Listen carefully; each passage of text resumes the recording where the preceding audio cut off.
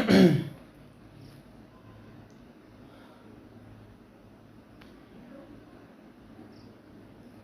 बच्चों, कैसे हैं आप लोग। आशा करते हैं जो आप लोग ठीक होंगे। लेट से आने के लिए माफ़ी चाहता हूं। किसी टेक्निकल इशू के कारण मैंने ये वीडियो टाइम पे नहीं दे पाया हूं, और इसके लिए मैं दोबारा से माफ़ी मांगता हूं आप लोग से। ठीक है, और चलिए हम वीडियो को स्टार्ट करते हैं। अब पार्ट 1 में हमने 40 नंबर क्वेश्चन तक किए थे। ये पार्ट 2 है जिसमें 41 से लेके 100 क्वेश्चन करते हैं। ठीक है, चलिए इस क्वेश्चन का आंसर देखते हैं। 41 नंबर क्वेश्चन कहता है किसी रासायनिक दूत कहा जाता है। तो इसका आंसर जो होगा, हार्मोन को रासायनिक दूत कहा जाता है। ठीक है, हार्मोन को क्या कहा जाता है? रासायनिक दूत। अगले क्वेश्चन में चलते हैं। अलैंगिक जनन विधि है, अलैंगिक जनन विधि कौन सा है? बीजाणु जनन, मुकुलन, विखंडन, इनमें से एक से अधिक। तो अलैंगिक जनन में जो होता है वह बीजाणु में भी होता है, मुकुलन में भी होता है, विखंडन में भी होता है। तो इसका आंसर तीनों का तीनों सही है, इसलिए इसका आंसर क्या हो जाएगा? D number option. Option number D is right answer. ठीक है, एक से अधिक। ठीक है, अगली क्वेश्चन की ओर चलते हैं। 43 नंबर क्वेश्चन कहता है, प्राक कोश में क्या पाया जाता है? प्राक कोश में प्राक कण पाया जाता है। ठीक है, क्या पाया जाता है? प्राक कोण पाया जाता है। 44 नंबर क्वेश्चन को देखते हैं। 44 नंबर क्वेश्चन कहता है, अंडाणु निषेचित होता है कहाँ पे? अंडाणु निषेचित होता है फिलोपियन नालिका में। यहाँ फिलोपियन नालिका लिखा है, कहीं कहीं आपको फिलोपियन ट्यूब भी लिखा रहेगा। ठीक है, यह फिलोपियन नालिका में होगा इसका आंसर। ठीक है, अगली क्वेश्चन की ओर चलते हैं। अगला क्वेश्चन 45 नंबर है। यह कहता है, निम्नलिखित में कौन गुर्दे की रचनात्मक एवं क्रियात्मक इकाई है? गुर्दा, यहाँ गुर्दा का मतलब होता है किडनी। ठीक है, गुर्दा का मतलब किडनी। किडनी की क्रियात्मक या रचनात्मक इकाई को क्या कहते हैं? तो हम नेफ्रॉन कहते हैं। क्या कहते हैं? नेफ्रॉन कहते हैं। और न्यूरॉन किसे कहते हैं? न्यूरॉन जो है तंत्रिका तंत्र की इकाई होती है। किसकी? तंत्रिका तंत्र की। तंत्रिका तंत्र की। यह क्वेश्चन कहता है, निम्नलिखित में कौन संवहन उत्तक है? संवहन उत्तक, तो फ्लोएम भी संवहन उत्तक है और जाइलम भी संवहन उत्तक है। तो फ्लोएम और जाइलम दोनों क्या है? संवहन उत्तक है, इसलिए इसका आंसर क्या हो जाएगा? एक से अधिक।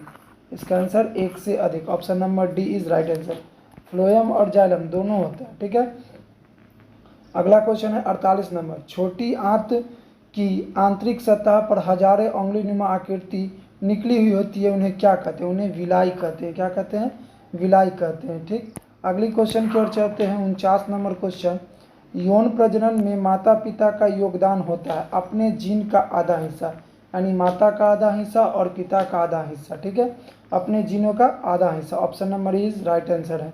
50 नंबर क्वेश्चन है, वैसा अंग जिनके मौलिक संरचना तो एक समान होती है परंतु उसके द्वारा किए जाने वाले कार्य भिन्न होता है, क्या कहलाता है? यह समजात अंग कहलाता है। ऑप्शन नंबर डी इसका सही है। ठीक है, अगली क्वेश्चन की चलते हैं। अगला क्वेश्चन है क्वेश्चन नंबर 51।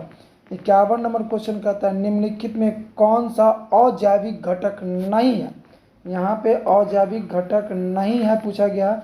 यहाँ पे मुद्दा लिखा गया था, ये होता है मृदा। ठीक ना, मृदा होता, मृदा, ये मृदा होता है। ठीक है, तो अजैविक घटक नहीं है। अजैविक घटक किसे कहते हैं? वैसा घटक जो निर्जीव हो, सीधी सादा भाषा में समझेंगे, वैसा घटक जो निर्जीव घटक है वह अजैविक होता है, जो सजीव होता है उसे जैविक घटक कहते हैं। तो इसमें क्या कहा है? अजैविक घटक नहीं है, तो मतलब जैविक घटक के बारे में पूछा था। जैविक घटक कौन सा हो जाएगा? हरा पौधा। सी नंबर इसका राइट आंसर है। ठीक है, सी नंबर। अगली क्वेश्चन की ओर चलते हैं। अगला क्वेश्चन कहता है, सरल सूक्ष्मदर्शी में किसका उपयोग किया जाता है? सरल सूक्ष्मदर्शी में हम लोग उत्तल लेंस का प्रयोग किया जाता है। ठीक, 53 नंबर क्वेश्चन है, एक अवतल लेंस की क्षमता 1 डायोप्टर हो तो उस लेंस की फोकस दूरी क्या होगी? एक अवतल लेंस है, तो देखिए ऑप्शन से हम बनाएंगे तो ऑप्शन में यहाँ पहले कट जाएगा। ये देखिए अवतल लेंस, ये ऑप्शन से ही बनाना था, इसको ज़्यादा दिमाग नहीं लगाना। देखिए ऑप्शन में क्या, अवतल लेंस की फोकस दूरी क्या होती है? ऋणात्मक होती है। यहाँ देखिए सारा का फोकस दूरी, सभी का फोकस दूरी क्या दिया हुआ? धनात्मक दिया हुआ है। प्लस में दिया हुआ ई भी नहीं होगा, ई भी नहीं होगा, और ई भी प्लस में दिया, ई भी नहीं होगा। क्या होगा? -100 सेंटीमीटर, क्योंकि अवतल लेंस की फोकस दूरी क्या होती है? माइनस में, इसलिए इसका आंसर माइनस में, -100 सेंटीमीटर। ठीक है, अगली क्वेश्चन की ओर चलते हैं। अगला क्वेश्चन, निम्नलिखित में कौन दर्पण सूत्र है? तो 1/v + 1/u बराबर 1/f, ये दर्पण सूत्र है। ये दर्पण सूत्र नहीं है। यहाँ देखिए, इसको अगर हम वेरीफाई करते हैं, अगर क्रॉस मल्टीप्लाई, जैसे देखिए इसको u v, ठीक है, एलसीएम u v, यहाँ पे u + v = 1/f। इसको जब हम क्रॉस मल्टीप्लाई करेंगे तो क्या बनेगा? u v = f इंटू में v + u, यानी इसका ऑप्शन नंबर सी भी सही है। तो ए और सी दोनों सही है, इसका इसलिए इसका आंसर क्या हो जाएगा? डी, एक से अधिक। इसका आंसर कौन सा? एक से अधिक, ठीक ना। चलो अगली क्वेश्चन की ओर चलते हैं। क्वेश्चन नंबर 55 क्या कहता है? निम्नलिखित में किस दर्पण में काल्पनिक और आवर्धित प्रतिबिंब बनता है? यहाँ काल्पनिक का बात है, साथ ही साथ में आवर्धित। आवर्धित का मतलब बड़ा प्रतिबिंब। तो बड़ा प्रतिबिंब सिर्फ अवतल दर्पण में बनता है। यहाँ मिसप्रिंट हो गया था, अवतल दर्पण प्रकाश लिखा गया था, ठीक है। यहाँ पे अवतल दर्पण ही सिर्फ इसका आंसर होगा, ऑप्शन नंबर डी, ठीक है। समतल दर्पण में काल्पनिक प्रतिबिंब बनता है, लेकिन वस्तु से बराबर बनता है। और इसमें उत्तल दर्पण में क्या बनता है? काल्पनिक और वस्तु से छोटा बनता है, ठीक। इसलिए इसका आंसर क्या हो जाएगा? अवतल दर्पण। अवतल दर्पण में काल्पनिक और आवर्धित प्रतिबिंब बनता है, ठीक है। अगला क्वेश्चन है, नेत्र लेंस की फोकस दूरी अधिक हो जाने पर कौन सा दोष होता है? तो इसमें क्या हो जाएगा? दूरदृष्टि दोष, option number B is right answer. अगला क्वेश्चन है 57 नंबर, इनमें से किस उपकरण में केवल उत्तल लेंस का प्रयोग किया जाता है? तो माइक्रोस्कोप में उत्तल लेंस का प्रयोग किया जाता है। क्वेश्चन का डिस्कशन हम थोड़ा जल्दी जल्दी करेंगे, कम समय में पूरा क्वेश्चन हम खत्म करते हैं, ठीक है। इसकी विशेष जानकारी पूरे डिटेल्स में हम अभी नहीं दे रहे हैं, जो इसका आंसर है उसको हम बताते चल जा रहे हैं, ठीक। चलिए अगली क्वेश्चन है, एक जल का अपवर्तनांक 4/3 हो तो जल में प्रकाश की गति क्या होगी? ठीक है, ये क्वेश्चन है। तो इसको देखिए, इस क्वेश्चन को हम किस तरह से करते हैं। इस क्वेश्चन को करने के लिए आपको फार्मूला याद होना चाहिए। फार्मूला क्या होता है? अपवर्तनांक बराबर क्या? अपवर्तनांक बराबर फार्मूला होता है, अपवर्तनांक बराबर फार्मूला होता है प्रकाश, निर्वात में प्रकाश की चाल, निर्वात में प्रकाश की चाल, प्रकाश की चाल बटे उस माध्यम में प्रकाश की चाल, उस माध्यम में प्रकाश की चाल, प्रकाश की चाल, ठीक है। ये फार्मूला होता है, उस माध्यम में प्रकाश की चाल, ये फार्मूला होता है। तो इसी फार्मूला को लेते हुए हम बनाएंगे। इस फार्मूला से देखिए, यानी अपवर्तनांक आपको कितना दिया हुआ है? अपवर्तनांक दिया हुआ है आपका 4/3। निर्वात में प्रकाश की चाल कितना होता है? 3 × 10⁸ मीटर पर सेकंड। दूसरा माध्यम क्या है? जल है। तो जल का अपवर्तनांक, यानी जल का क्या पूछ रहा है? चाल पूछ रहा है। तो जल का चाल जब पूछा जा रहा है, तो जल के चाल को हम x मान लेते हैं, जल के चाल को x मान लेते हैं, ठीक है। x मान लिए। अब इसको हम क्रॉस जब मल्टीप्लाई करेंगे तो x = में हो जाएगा 3 × 10⁸ इंटू में 3/4। इसको जब हम सॉल्यूशन करते हैं तो हमारे पास आएगा 2.25 × 10⁸ मीटर पर सेकंड, ठीक है, जो कि आपका ऑप्शन नंबर ए में दिया हुआ है, ठीक ना। क्योंकि चलिए 59 नंबर क्वेश्चन कहता है, 59 नंबर में है, जब एक परिपथ में कोई प्रतिरोध श्रृंखला में जुड़े हो तो धारा का मान क्या होगा? यहाँ श्रृंखला का मतलब होता है श्रेणी क्रम, और श्रेणी क्रम में कोई अगर जुड़ा है, परिपथ में प्रतिरोध जुड़ा है, तो उसमें धारा का मान जो होता है वह एक ही रहता है। एक ही रहता है मतलब समान रहता है। I का मान समान रहता है, समान, और V का मान भिन्न भिन्न होता है, यानी वोल्टेज क्या होता है? भिन्न भिन्न होता है। यही अगर पैरेलल में पूछा जाता, या समानांतर क्रम में होता, तो I का मान भिन्न भिन्न होता, I का मान भिन्न भिन्न, और V का मान क्या होता है? समान होता है। इसीलिए हम घरों का वायरिंग किस में करते हैं? समानांतर क्रम में करते हैं। अगली क्वेश्चन चलते हैं 60 नंबर क्वेश्चन।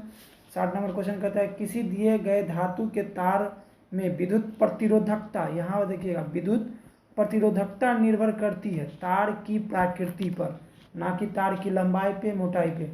अगर यहाँ क्वेश्चन रहता प्रतिरोध किस पर निर्भर करती है, तो लंबाई पे भी, मोटाई पे भी, पदार्थ की प्रकृति पर भी, यानी सभी पर इसका आंसर होता। लेकिन यहाँ आंसर क्या होगा? सिर्फ पदार्थ की प्रकृति पर, ठीक है। चलिए अगले क्वेश्चन पे चलते हैं। अगला क्वेश्चन है, ओस्टेट का प्रयोग दिखाया गया, यह विद्युत धारा का चुंबकीय प्रभाव होता है। ठीक है, option number C is right answer. अगले क्वेश्चन की ओर चलते हैं। 62 नंबर क्वेश्चन, एक विद्युत बल्ब का फिलामेंट 3 मिनट में 0.8 एम्पियर धारा खींची जाती है, परिपथ के माध्यम से प्रवाहित होने वाले आवेश का मान कितना होगा। तो हम जानते हैं जो आवेश यानी Q बराबर IT होता है, फार्मूला Q बराबर IT। तो I का मान कितना है 0.8 इंटू में, और T का मान कितना है 3 मिनट, और यहाँ सेकेंड में आना चाहिए, आंसर जो होता है सेकेंड में। तो 60 से मल्टीप्लाई, इसको जब मल्टीप्लाई कीजिएगा तो 144 कूलम आंसर हो जाएगा, जो कि ऑप्शन नंबर ए में है। ठीक है, चलिए अगले क्वेश्चन की ओर चलते हैं। अभिक्रिया MgO plus CO magnesium oxide और कार्बन मोनोऑक्साइड के अभिक्रिया कराने पर मैग्नीशियम प्लस कार्बन डाइऑक्साइड में किस पदार्थ का ऑक्सीकरण होता है। तो यहाँ कार्बन मोनोऑक्साइड का क्या होता है, ऑक्सीकरण होता है। ठीक है, अगले क्वेश्चन में चलते हैं। 64 नंबर क्वेश्चन, निम्नलिखित में कौन सा मिलान सही नहीं है। तो रक्त का pH मान 7.5 होता है, ये सही है, यानी सही नहीं पूछा, यानी इसमें से गलत कौन सा ये पूछा जा रहा है। तो शुद्ध जल का pH मान होता है 7, और यहाँ कितना दिया 7.7, इसलिए इसका आंसर क्या हो जाएगा, B number is right answer.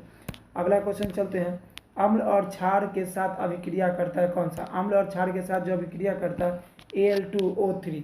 ठीक है, इसमें ZNO भी आता तो वो भी हो जाता, तो यहाँ क्या Al2O3। ठीक है, अगले क्वेश्चन चलते हैं। मेंडलीव के आवर्ती नियम किस पर आधारित है। वह परमाणु द्रव्यमान पर आधारित है। मेंडलीव का किस पे, परमाणु द्रव्यमान, परमाणु संख्या पर मोजले साहब या मोजले जिसको कहते हैं वो आधारित है। ठीक है, अगले क्वेश्चन की ओर चलते हैं। अगला क्वेश्चन है, यदि किसी तत्व के नाभिक में 12 प्रोटॉन है तो यह समूह डैश से संबंधित है।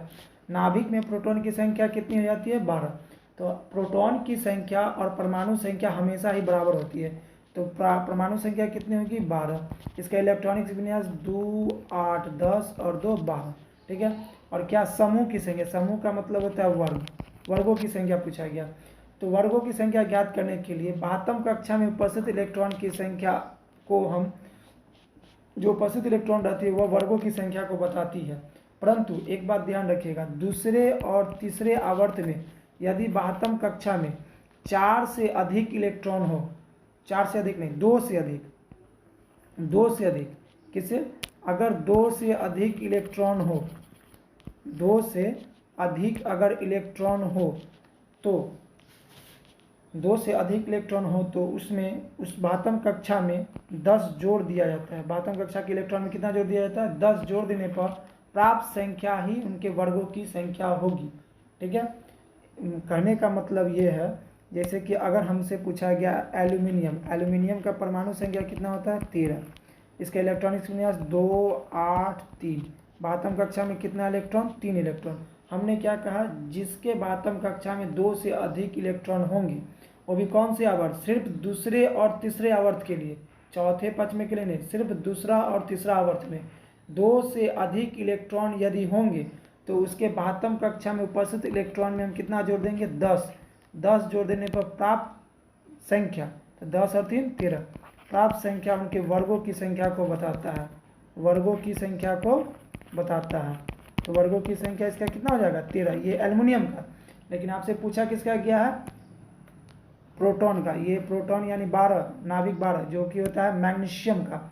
मैग्नीशियम की परमाणु संख्या होता है 12। इसके यह कौन से समूह से संबंधित रखता है, समूह नंबर 2, यानी दूसरे वर्ग से। क्षार मृदा धातु भी कहते हैं दूसरे वर्ग को। ठीक है, अगली क्वेश्चन की ओर चलते हैं।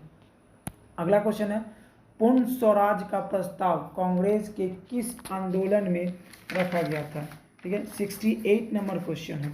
इसका होता है लाहौर में। कहाँ, लाहौर में, ऑप्शन नंबर सी। ठीक, अगला क्वेश्चन है 69, पहला फैक्ट्री एक्ट कब पारित हुआ था। पहला फैक्ट्री एक्ट 1881 में पारित हुआ था। रूस में कृषक दास प्रथा का अंत कब हुआ था। रूस में कृषक दास प्रथा का अंत 1861 में हुआ था। Option number D is right answer. अगली क्वेश्चन की ओर चलते हैं। अगला क्वेश्चन है 71 नंबर, सोवियत संघ का विघटन कब हुआ था। तो सोवियत संघ का जो विघटन है वह 1991 में हुआ था, 1991 में। ठीक है, महात्मा गांधी ने किस पत्र का संपादन किया था। महात्मा गांधी ने यंग इंडिया नामक पत्र का संपादित किए थे। काली मृदा का दूसरा नाम क्या है, काली मृदा का दूसरा नाम रेगुर मिट्टी है। ठीक है, चौथा नंबर क्वेश्चन क्या है, चौथा नंबर क्वेश्चन कहता है, प्राणियों के शरीर में कितना जल रहता है। प्राणियों के शरीर में आप बताइए कितना रहेगा, ऐसे तो 70% लगभग दिया जाता है, लेकिन 70% ऑप्शन में नहीं है, 65%, जो कि बिहार बोर्ड में एक बार पूछा हुआ क्वेश्चन है, 65%। ठीक है, अगला क्वेश्चन है 75 नंबर, देश के बांध को किसने भारत का मंदिर कहा था? तो देश के बांध को मंदिर पंडित नेहरू ने कहा था, पंडित नेहरू ने। ठीक है, अगला क्वेश्चन है 76 नंबर क्वेश्चन, किस क्षेत्र को द्वितीयक क्षेत्र कहा जाता है? यहाँ पे किस क्षेत्र को द्वितीयक क्षेत्र, उद्योग को द्वितीयक क्षेत्र कहा जाता है और कृषि को प्राथमिक क्षेत्र। ठीक है, अगला क्वेश्चन है दक्षिणी रेलवे का मुख्यालय कहाँ है? तो दक्षिणी रेलवे का जो मुख्यालय है वह चेन्नई में है। कहाँ है? चेन्नई में है। ठीक है, अगला क्वेश्चन, पंचायती राज सर्वप्रथम किस राज्य में लागू हुआ था? तो पंचायती राज सर्वप्रथम राजस्थान में लागू हुआ था। Option number C is right answer. 79 number question है, राजनीतिक दलों को मान्यता और उनका चिन्ह कौन प्रदान करता है? तो राजनीतिक दलों का मान्यता और उनका चिन्ह निर्वाचन आयोग द्वारा प्रदान किया जाता है। राष्ट्रीय विकास परिषद का गठन कब हुआ था? राष्ट्रीय विकास परिषद का गठन 1952 ईस्वी में किया गया था। Option number C. अगला क्वेश्चन है, सूचना का अधिकार का अधिनियम कब लागू हुआ था? तो सूचना का अधिकार का नियम 2005 ईस्वी में लागू हुआ था। ऑप्शन नंबर बी सही है। 82 नंबर क्वेश्चन है, कौन संगठन वित्त का संसाधन है? ऑप्शन नंबर सी, व्यवसाय बैंक वित्त का संगठन है, साधन है। ठीक है, अगला क्वेश्चन 83 नंबर क्वेश्चन है, कौन बीमारू राज्य है? तो इस क्वेश्चन में थोड़ा मिसप्रिंट हो गया था, यहाँ पे क्वेश्चन बनना चाहता है कौन बीमारू राज्य नहीं है, फिर भी चलिए कौन बीमारू राज्य है क्वेश्चन है। इसमें दो ऑप्शन है, बिहार और मध्य प्रदेश, ये दोनों में जो भी एक मारे हैं उनका वह सही होगा। ठीक है, अगला क्वेश्चन है 84 नंबर क्वेश्चन, विश्व पर्यावरण दिवस कब मनाया जाता है? तो विश्व पर्यावरण दिवस जो है वह 5 जून को मनाया जाता है। अगला 85 नंबर क्वेश्चन, WTO की स्थापना किस वर्ष की गई थी? तो WTO की स्थापना 1995 में की गई थी। ठीक है, चलिए 86 नंबर क्वेश्चन को देखते हैं। 86 नंबर क्वेश्चन है, कौन प्राकृतिक आपदा नहीं है? तो आतंकवाद यह प्राकृतिक आपदा नहीं है। ठीक है, अब अगले क्वेश्चन में चलते हैं। 87 नंबर क्वेश्चन, कौन क्षेत्र बाढ़ से अधिक प्रभावित है? तो बिहार का जो है उत्तरी बिहार, कौन सा? उत्तरी बिहार जो है बाढ़ से अधिक प्रभावित होता है। ठीक है, ये चलिए ये क्वेश्चन SST का जो क्वेश्चन था ये हो गया पूरा कंप्लीट। अब इसके बाद कुछ साइंस के न्यूमेरिकल है उसको भी देख लेते हैं। उससे पहले एक सूचना दे देते हैं, जो कल के डेट में यानी 13 तारीख के डेट में कहा गया था रिजल्ट के लिए, तो आप लोगों को 13 तारीख को ही रिजल्ट दे दिया जाएगा 9:30 बजे। सभी कैंडिडेट जो भी एग्ज़ाम में प्रतिभागी बने हैं वह सभी को आमंत्रित है कल 9:30 बजे आके अपना रिजल्ट देख सकते हैं। और साथ ही साथ जो भी टॉप 10 में आए हैं उसे प्राइज़ जो रखा गया है वो प्राइज़ वितरण भी कल किया जाएगा। ठीक है, 9:30 बजे सभी को आना है। और चलते हैं अगले क्वेश्चन की ओर। ठीक है, चलिए अगला क्वेश्चन है 88 क्वेश्चन, एक विद्युत बल्ब का अनुमतांक 250 वाट और 250 वोल्ट और 125 वाट है, तब इसे 100 वोल्ट पर प्रचलित शक्ति कितनी होगी? हमारे पास क्या क्या मालूम है? वाटेज मालूम है और वोल्टेज मालूम है। तो वाटेज और वोल्टेज मालूम है, तो इसको देखिए कैसे हम सॉल्व करते हैं। इसे सॉल्व करने के लिए P इक्वल टू होता है V इंटू आई। ठीक है, और यहाँ पे हमको क्या शक्ति ज्ञात करना है? शक्ति ज्ञात करने के लिए यानी P इक्वल टू V आई चाहिए। वोल्टेज मालूम है, करंट नहीं मालूम है, तो आई चाहिए। हमें पता होना चाहिए किसी भी एलिमेंट हो, बल्ब हो या कोई भी वस्तु हो, उसका प्रतिरोध जो होता है यानी R का वैल्यू जो है फिक्स रहता है, रेजिस्टेंस फिक्स रहता है। तो सबसे पहले हम यहाँ पे इसका रेजिस्टेंस निकालते हैं। तो कितना हमें मालूम है? ये P बराबर 125 वाट इक्वल टू वोल्टेज कितना 250 और V इक्वल टू होता है I equal to V by R. तो इसको हम एक और भी लिखेंगे तो R इक्वल टू फार्मूला हो जाएगा 250 इंटू 250 बाई 125। ठीक है, इसको यदि हम सॉल्यूशन करते हैं तो क्या हो जाएगा? 125 को 2 से काटेंगे। ठीक है, यानी R इक्वल टू हो रहा है 500। रेजिस्टेंस कितना आ रहा है? 500। अब यहाँ देखिए नेक्स्ट में यहाँ कह रहा है 100 वाटेज पे शक्ति क्या होगा? तो P इक्वल टू फिर वही फार्मूला लगाएंगे, P equal to V square बट्टा में R। तो V की जगह कितना वैल्यू है? V की जगह है 100, यानी 100 इंटू में 100 बाई 500। इसको काटते हैं तो 100 से तो 5 बार में, 5 से काटेंगे तो 20 बार में, यानी 20 वाट इसका राइट आंसर। इसका आंसर कितना हो जाता है 20 वाट। ठीक है, कितना आंसर हो गया 20 वाट। अगले क्वेश्चन की ओर चलते हैं। अगला क्वेश्चन क्या कहते हैं, जब प्रकाश का तरंगदैर्घ्य बढ़ता है तो माध्यम का अपवर्तनांक क्या होता है। जब प्रकाश का तरंगदैर्घ्य बढ़ेगा तो माध्यम का अपवर्तनांक जो है वह घटता है। ठीक है, अगला क्वेश्चन है 90 नंबर, निम्नलिखित में कौन सबसे अधिक अभिक्रियाशील है। तो कॉपर सबसे अधिक अभिक्रियाशील है इसमें। ठीक है, इस ऑप्शन में कॉपर सबसे अधिक अभिक्रियाशील है। ठीक है ना। अगला क्वेश्चन है 91 में, एथेनॉल का सूत्र क्या है। एथेनॉल का सूत्र C2H5OH। ठीक है, अल्कोहल ग्रुप था, अल्कोहल ग्रुप में OH होता है, ये इसका आंसर हो जाएगा। ठीक है, अगले क्वेश्चन की ओर चलते हैं। 92 नंबर क्वेश्चन, निम्नलिखित 92 नंबर क्वेश्चन, निम्नलिखित में से किसमें त्रिबंधन होता है। त्रिबंधन देखिए, जिसमें लास्ट में आइन होगा, आइन, वह त्रिबंधन होगा। ठीक है, तो देखिए ये प्रोपीन है, इन है, इन में नहीं होगा, इन में डबल बॉन्ड। प्रोपेनॉल है, नॉल OH होता है, ई भी नहीं होगा, सिंगल बॉन्ड की तरह चलता है। प्रोपोनोइक अम्ल है, ई भी नहीं होगा। यहाँ प्रोपाइन है, देखिए ऑप्शन नंबर डी देखिए, प्रोपाइन, लास्ट में आइन आ रहा है ना, तो आइन वाला जो भी होगा वह त्रिबंधन होगा, इन वाला द्विबंधन होगा, इन वाला सिंगल बंधन होगा। ठीक है, अगले क्वेश्चन की ओर चलते हैं। तो अगला क्वेश्चन है 93 नंबर, निम्नलिखित में कौन द्विविस्थापन अभिक्रिया नहीं है। तो option number B is right answer, यह द्विविस्थापन अभिक्रिया नहीं है। अगला क्वेश्चन 94 नंबर, निम्नलिखित में से धातु को पतले चादर के रूप में परिवर्तित करने के गुण को क्या कहा जाता है। इसे आघात वर्णता कहा जाता है। यदि यही क्वेश्चन रहता है धातु को लंबे तार के रूप में परिवर्तित करने के लिए तब तन्यता, यहाँ चादर में ले रहा है तो आघात वर्णता। ठीक है, अगली क्वेश्चन की ओर चलते हैं। अगला क्वेश्चन 95 नंबर, मिलान करने वाला क्वेश्चन था। क्विक लाइम, तो क्विक लाइम जो होता है वह बिना बुझा हुआ चूना, CaO। ठीक है, चूने का पानी यानी बुझा हुआ चूना, CaO, कैल्शियम हाइड्रोक्साइड, ये कैल्शियम ऑक्साइड। अब देखिए तो ऑप्शन में यानी P का 3 और Q का 4 किस में दिया हुआ है, P का 3 और Q का 4 B और C में दिया, यानी A ऑप्शन और P ऑप्शन, A और D ऑप्शन तो खत्म हो गया, बच गया क्या B और C ऑप्शन। अगला देते हैं, यूरिया का सूत्र जो होता है, यूरिया का सूत्र CON2 का होल ट्वाइस, और यहाँ वाशिंग सोडा का Na2CO3। ठीक है, तो इसका आंसर क्या हो रहा है, यानी R का 1 देखिए यहाँ पे C number, option number C is right answer. ठीक है, अगले क्वेश्चन की ओर चलते हैं। 96 नंबर क्वेश्चन, निम्नलिखित में केरोसिन में निम्नलिखित में कौन से धातु को संग्रहित किया जाता है। तो केरोसिन में जो है दो धातु को, सोडियम और पोटेशियम दोनों को रखा जाता है, इसलिए इसका आंसर क्या होगा, इनमें से एक से अधिक। ठीक है, option number D is right answer. Hematite किस धातु का अयस्क है। हेमेटाइट लोहे का अयस्क है। 98 नंबर क्वेश्चन, विद्युत प्रतिरोधकता का मात्रक है। विद्युत प्रतिरोधकता का मात्रक ओम मीटर होता है। ठीक है, चलिए एक और सूचना है आप लोग को, जो हमने कहे थे जो 13 तारीख से बैच स्टार्ट हो रहा है, तो 13 तारीख से ही बैच स्टार्ट करने की संभावना है।